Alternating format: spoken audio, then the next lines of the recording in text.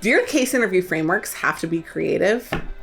It's a legitimate question. People ask us all the time in our live interview boot camps when we're teaching at schools. And our answer is, if you want an offer, the answer is yes.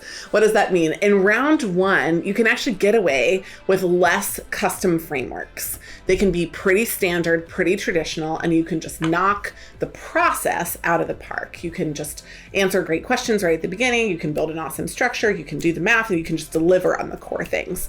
And that gets you over the first round hurdle. But if you want an offer, your case interview frameworks have to be creative. And today I'm going to talk about how to make them creative without too much creativity. Ultimately, creative frameworks are the differentiator between a good and a great candidate. But creativity is not Picasso level creativity. Creativity is not reinventing the wheel. Creativity can be 4 different things. And if you know how to do these 4, you're going to come up with mildly creative, mostly innovative structures that are going to feel fresh and unique to the interviewer and really show that you're able to stay in control, answer the question, but be creative in the process.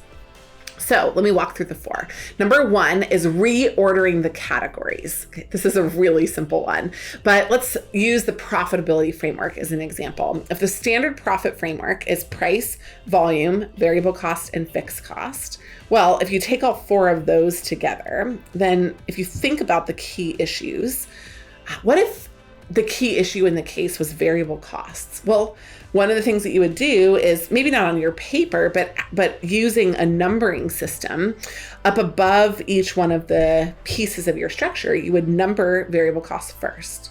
What if after that you realize fixed cost was the second most important? Great, you put that second, maybe then volumes is third, and then maybe prices is fourth. Great, well then when you're reading out, you say I have a 4-part structure: variable costs, fixed costs, volumes, and prices.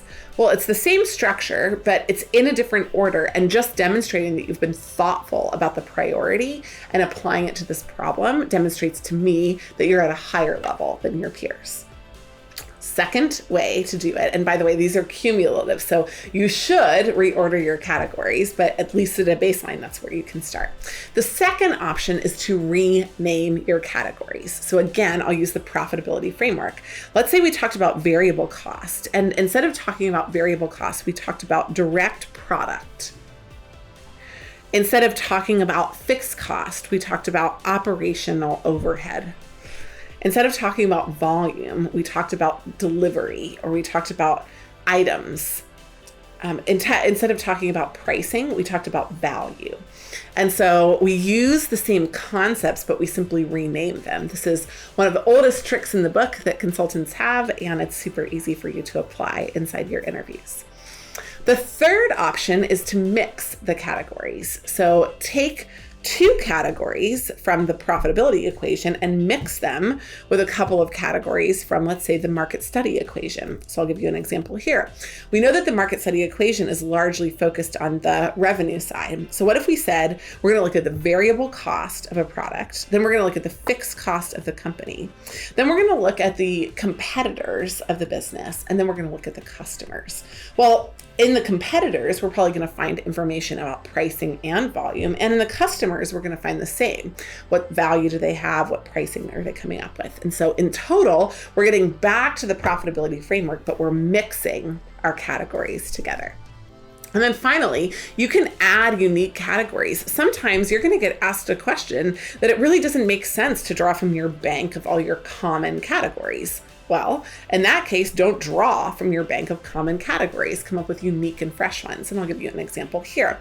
What if instead of having those really specific different categories, you had key issues, key opportunities? For example, let's say you were talking about an e-commerce company. What if you had an entire category on customer conversion? That would make sense for an e-commerce company, but it might not make sense for an industrial supplies business. So in this particular situation, it makes more sense. What if you talked about web development in a totally separate category? Also really different kind of cost, different kind of capability, but really appropriate and specific to the problem at hand. You really can't go wrong when you take a practical approach to solving the problem unless you don't have numbers to back it up. So unless you're just looking at issues and not solutions. If you can focus on solutions, not problems, you're going to be successful throughout your case interviews. So in summary, use all 4 of the creativity tactics. Number 1, reorder your categories. Number 2, rename your categories. Number 3, mix the categories together. And number 4, add the categories so that you make sure you have a fresh approach to each individual problem. If you find yourself stuck in the frameworking process, have we got help for you? We've got an amazing set of framework structure drills and over 500 cases that you can practice on.